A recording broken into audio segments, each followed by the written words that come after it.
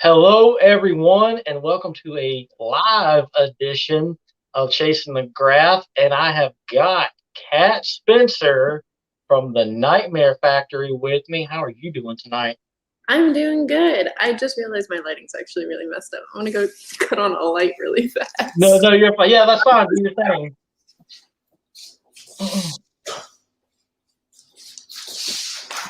Uh, Perfect, perfect. so I'm So good. How are you?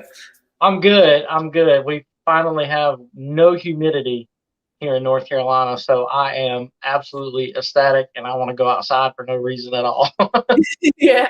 It after that last hurricane, it kind of took some of the humidity around out here. Yeah, yeah, and I'm obviously the people in Louisiana and stuff. They are Yes. dealing with it a little different than we are, but Yeah. no humidity, so I'm I'm glad. Yeah. So for you, let's just like start from the beginning in your wrestling career. How did you get started? Where did it all start for you? Um. So I decided probably back in like 2018, late 2018, Mhm. 2019, that I actually did want to wrestle. So I just started weight training to get back into shape because I was really out of shape. Um, college. Um, but and then in the end of 2019, I started volunteering for Southern Honor down here, and Okay. I did a couple shows there, just like working, doing picking up entrance gear when people came out and stuff like that. And then one night, I think it was in January or February, QT was actually there, and I met with him, just talked a little bit, told him I was interested. And then the next day, I messaged him on Facebook and was like, "Hey, I'm really interested in going to your school." I went, talked to him some more. He had me take a bump, and it was 2020 at this point. Mhm. Um, I was talking to him about starting in like April, and then the pandemic hit. Yeah. and and he was great. I would text him or message him like once a month, like, "Hey, I'm still interested. Keep me updated." And then it turned what I was talking to him about before the pandemic was actually what we ended up doing with Cody and doing the 12-week. It was a different program, and then the pandemic hit, and it kind of evolved into the 12-week program, and I submitted and That so. that kind of brings me to what my one of my other questions were going to be, kind of piggyback off of that. Mhm. What was your time, with the Nightmare Factory like, as far as training with them and the class and everything? It was great. Um, we had crazy amount of training. I know John and Hunter touched on it a little bit, but where like we had strength and conditioning for like 2.5 to 3 hours before, had like an hour break, and then another 2 to 3 hours in ring. And I wish I could go back to that schedule. Like, I'm crazy where I love working out. Mhm. So Yeah, um working out that much and just being active for that amount of time was great. um I wish I could go back and like have that time to just work out as much as I could. I got you. Yeah. So has any of that carried over? Like, obviously the in ring stuff and the training of the in ring stuff, but as far as like the strength conditioning or just those little odds and end things, did any of that carry over into the time after the Nightmare Factory? Yeah, because I learned a lot. I thought I knew a lot from working out before, but like Ian, who was our strength and conditioning coach, like he's great, and I learned so much more. So I was able to implement that into my actual workouts. I may not be able to dedicate the same amount of time, but like I I feel better in my workouts because I feel like I'm actually doing something productive. Yeah, and that's one of the biggest things I hear about working out is just how rewarding it is, and I can say that I know absolutely nothing about how that feels. Yeah, I get that. I used to be terrified of going to the gym because like didn't know what I was doing, didn't want to look like an idiot. Yeah. But I think once I even before strength like the strength and conditioning, like once I was like, all right, I need to learn how to work out. It just kind of just I was just like, forget everyone else. And Yeah, I'm gonna do what I can. you get in that zone and then it's just kind of over with from there. Yeah.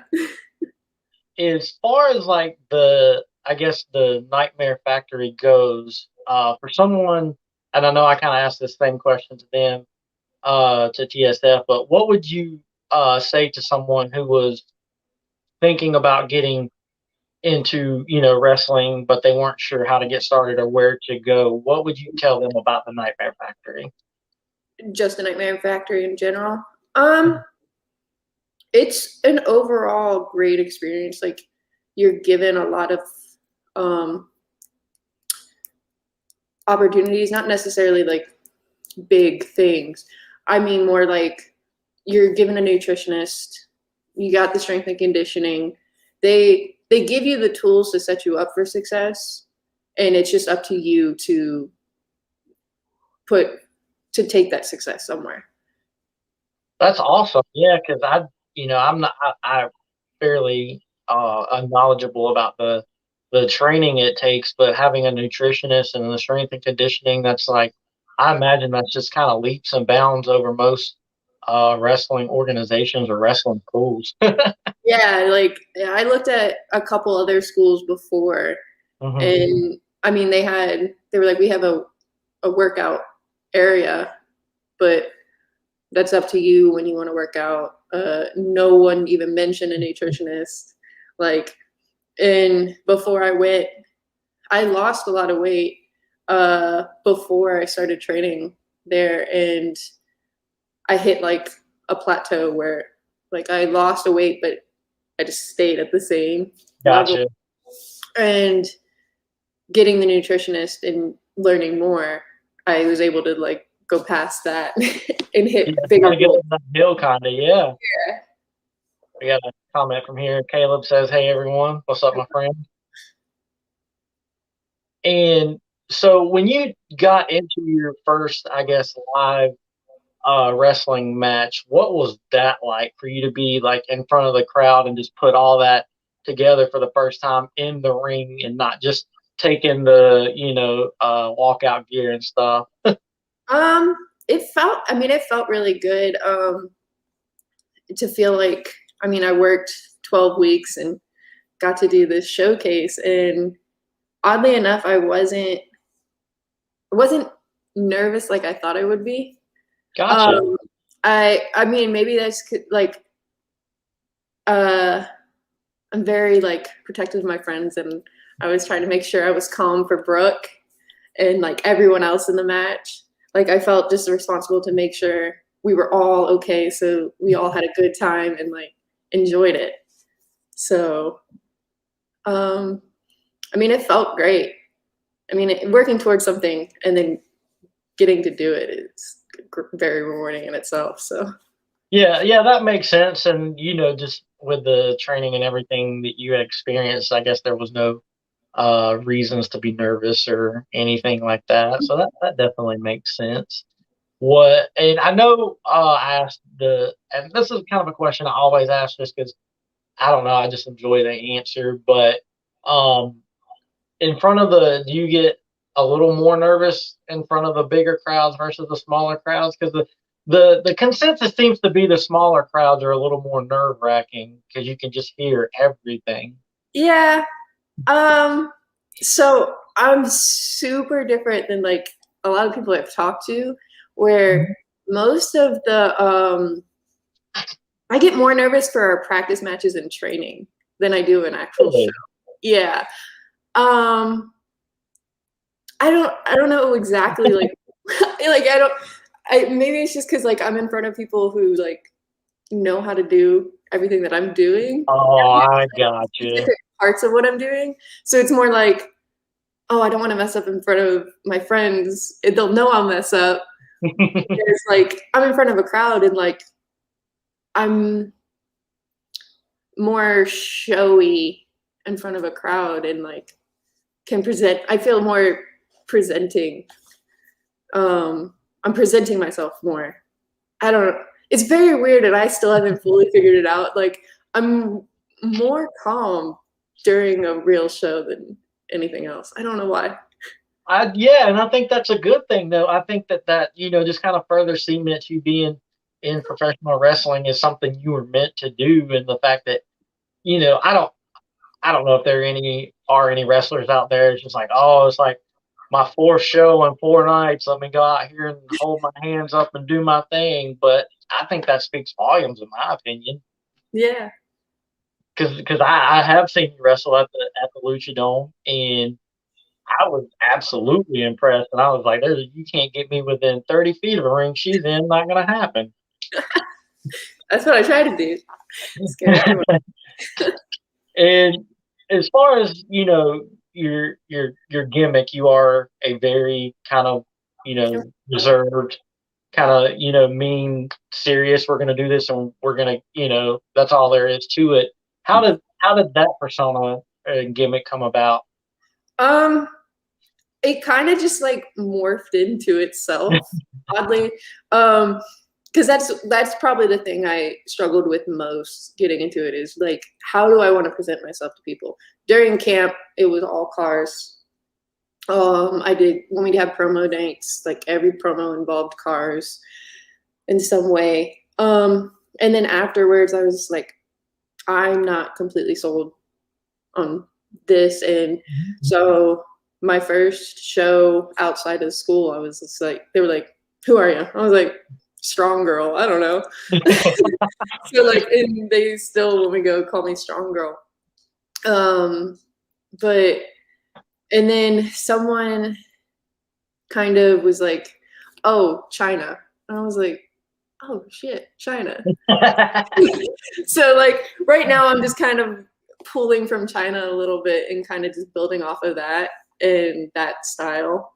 So it kind of just morphed over time. I was just like, I love that. I love that. Yeah, because when you came out at the Lucha Dome, I was like, oh my God, she's here to kick ass, and she don't care who's in her way.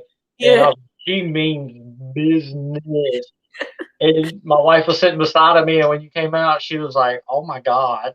I always try to like, maybe it's like the lack of self-confidence I have sometimes, but I always try to like present outward as a very badass person. So like, so I'll try to present myself as a badass while I'm sitting on the inside like, oh, okay. Well, my God, oh my God, you nailed it. I mean, that was 1,000% the vibe I got. And now that you mentioned the China thing and putting it all together, it makes so much sense. And you are nailing it. Well, thank you. And speaking of China, that just to piggyback, that was kind of one of my other questions as well. Is with wrestling being a predominantly male sport, and I think the sport has come a long way for females. And like with Rampage the other night had a all female main event, that kind of thing. Did you have any like inspirations or people like I guess wrestlers on TV that you looked up to or anything like that? So I'm still actually finding wrestling. I didn't actually start watching wrestling until 2017. Yeah. So I'm still pulling from a lot. I mean, right away when I started, I was like, well, I have the network, I'm gonna watch. Razor Ramon is one of my top. I watched his whole collection when I was getting into it.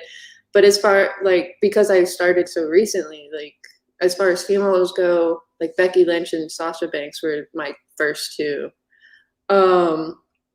And I'm not as small as Sasha, so I can't do all that flippy stuff. But the first match that absolutely sold me was actually the Usos versus the New Day in Hell in a Cell 2017. So like, Gotcha. yeah. So I definitely the Usos too. That That I love that match.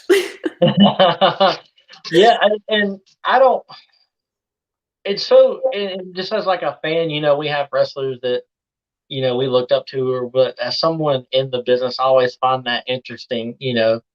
Who you guys look up to and who you guys think are the ones that really do it, and that you're really drawn to. Because I have heard quite a few people say, and they were like, if you want to see what not to do, or if you want to know what not to do, watch Ric Flair, and that goes like against everything that like I, I was like growing up. It was like Ric Flair, Hulk Hogan, and Sting were like the three like gods of wrestling when I was growing up, and to have people that are in the business say, yeah, if you want to know what not to do, just watch Ric Flair. It's just like what? So it's always nice to hear the people that you look up to, in my opinion, as someone who does what they do. Well, I also like I forgot to mention because I found it. I was also watching New Japan at the time, and that's when Cody and Kenny and the Bucks were there. So like, Cody was actually one of the people that got me into wrestling as well. So that was cool. Yeah, definitely, and definitely considering the Nightmare Factory is his too, and Yeah.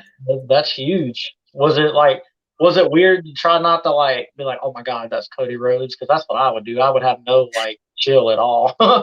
Well, I mean, I'll be honest. The first day, I was just like, I was like, I hope he's as cool as like he seems. And then like after, I mean, the first day was mostly just like sitting down and talking to us and telling us about what we were to expect.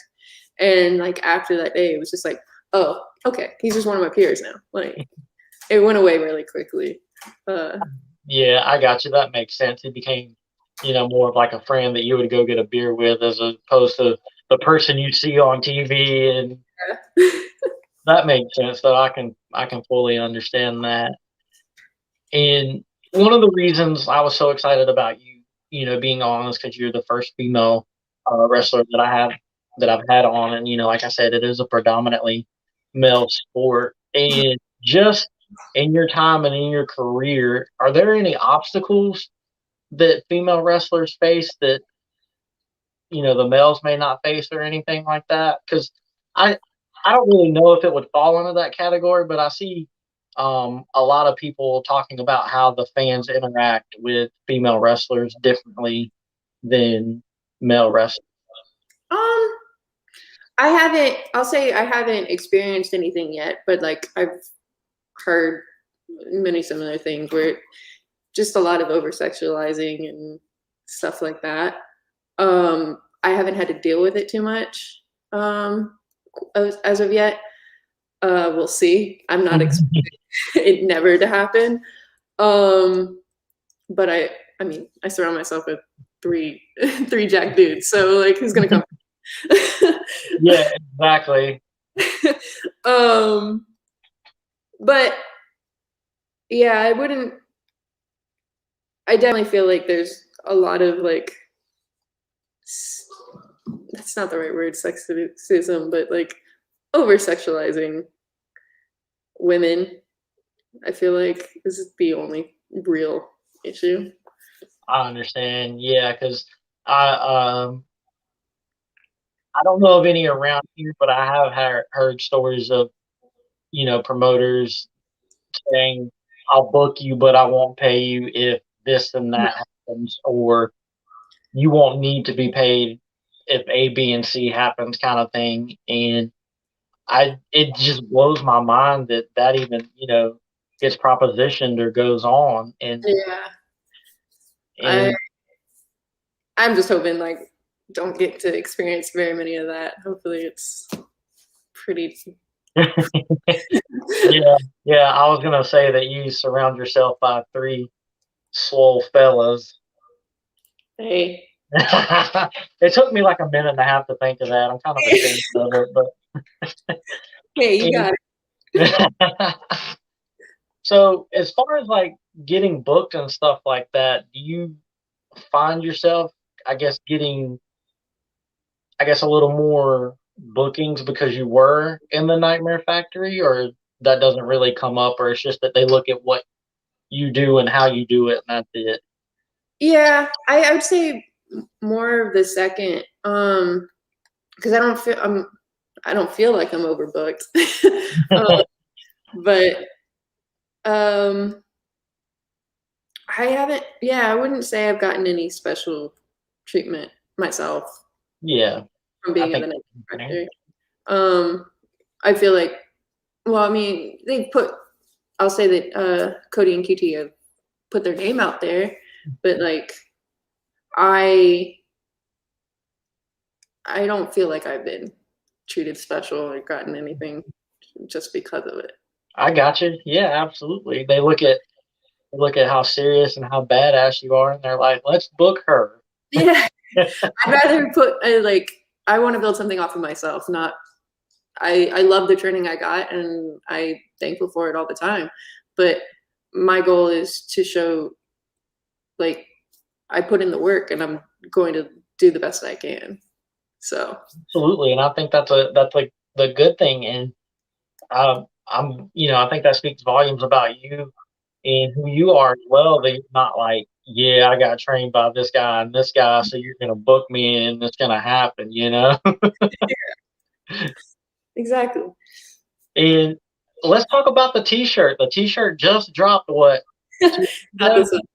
Um, yeah, it was Wednesday. I dropped it or Tuesday, one of the two.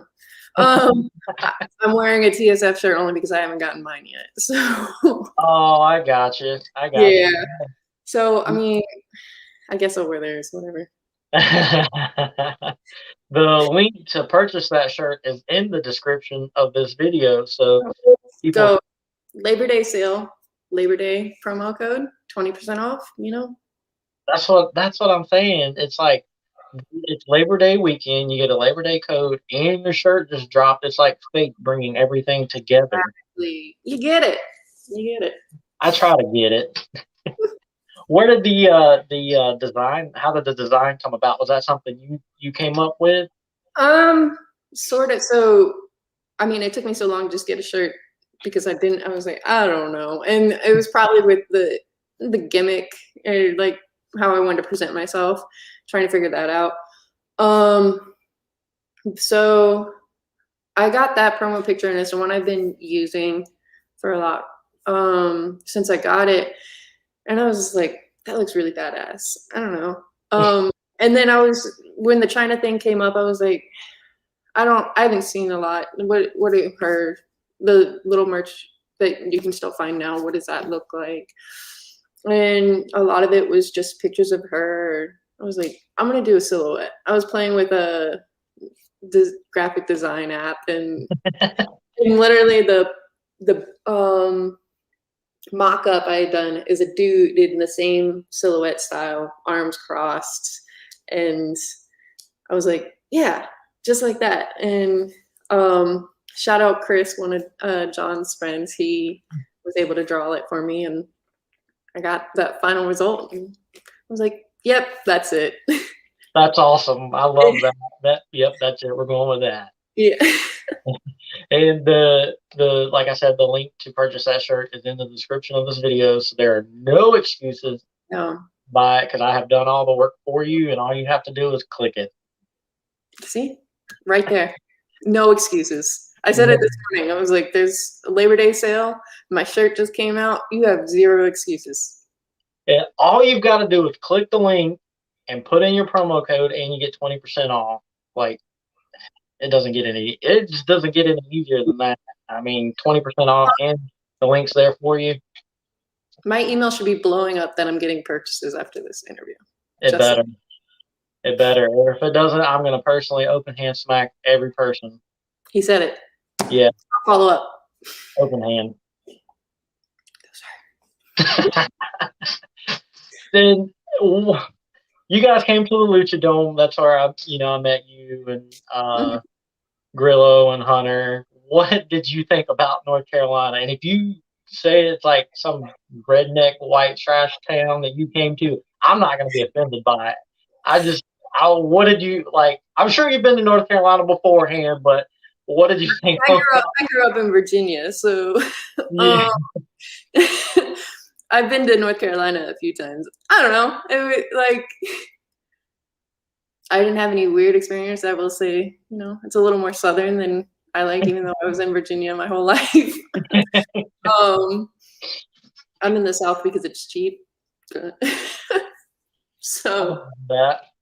And um, I don't know. I enjoy traveling, so I take in every new environment the same. Just try to soak it in.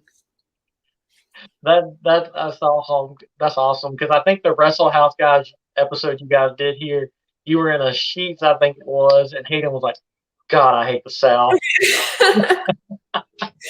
Yeah, you know, And Hayden just doesn't care. I think that was the night he tried to fight. Someone was trying to fight him when we were leaving. We were like, Hayden, come on, just get oh in the yeah, car. the little old lady. Yes.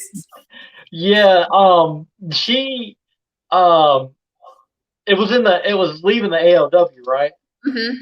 Yeah, that lady, man, she is something else. She will like hit the wrestlers. Like she's there anytime the ALW has a show, whether it be an ALW show, the Nightmare Factory, or another promotion coming.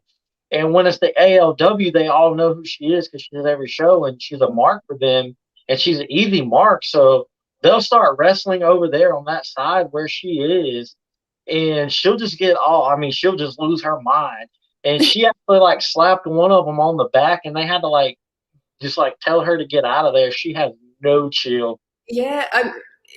I mean, I was in the car when he came running. He was like, "We're gonna get in a shoot fight. Let's go." Um, but if it's the woman I'm thinking about, she tries to fight Hunter each time we're there.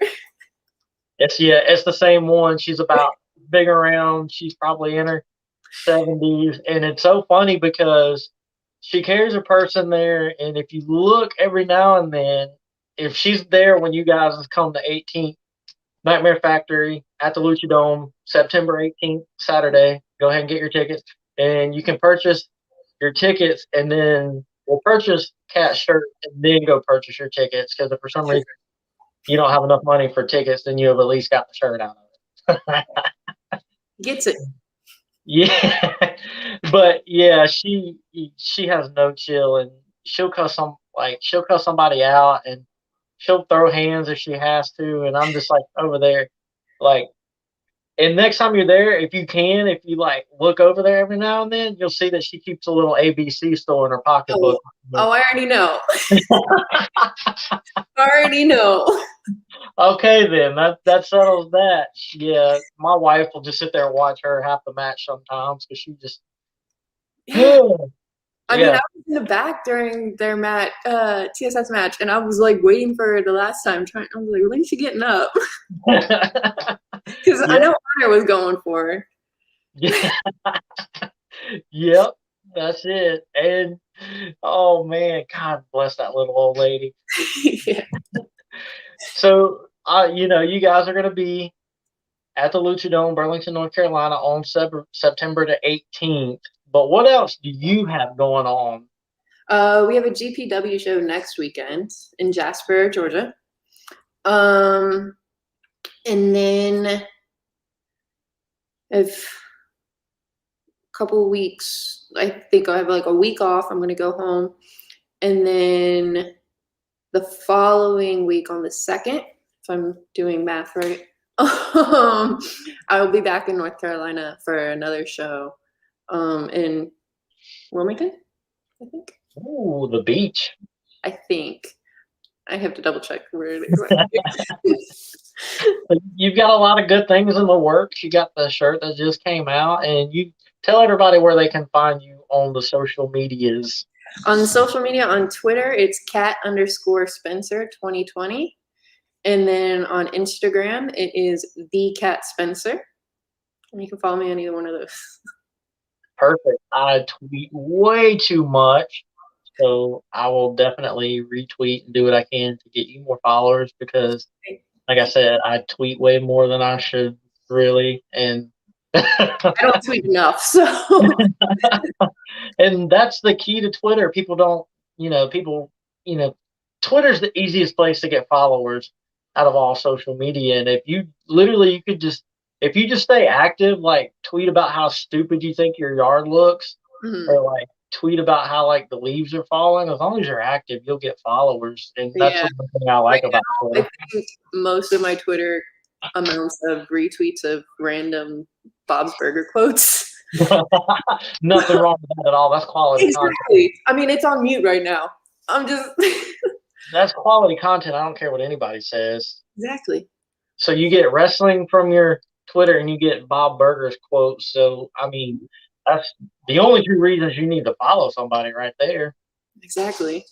And you get random cat things. I don't know, I those was two. saying, and you get random Kitty Omega stuff. That's what I'm in it for. Hey, there might be a special Kitty Omega episode of Wrestle House coming soon. Don't play with my emotions. I mean, I edited it last night. I'm not gonna. I edited it. It's ready. It just hasn't gone up yet. Beginning of September, my year's made. I don't have to go to another wrestling show again. I'm gonna buy your shirt and watch Kitty Omega on Wrestling House, and that's my year right there. There you go. Well, I really, really appreciate you taking the time to talk to me. I was really excited about this one. I was more excited about this one than I did with TSF. Ha! Tell them I said that, but Nope. I still get it. They'll get it. Yeah. And like I said, I really appreciate you taking the time to talk to me. It's been an honor and a pleasure. Well, thank you. I was super excited too. Well, awesome. And I hope everyone has a wonderful Labor Day weekend and you can use that Labor Day code to buy her shirt and Do it. do it. She's going to come get you if you don't. So, Yep. But yeah, I hope everyone has a wonderful 3-day weekend, and that's going to do it. I really appreciate everyone who tuned in. Thank you.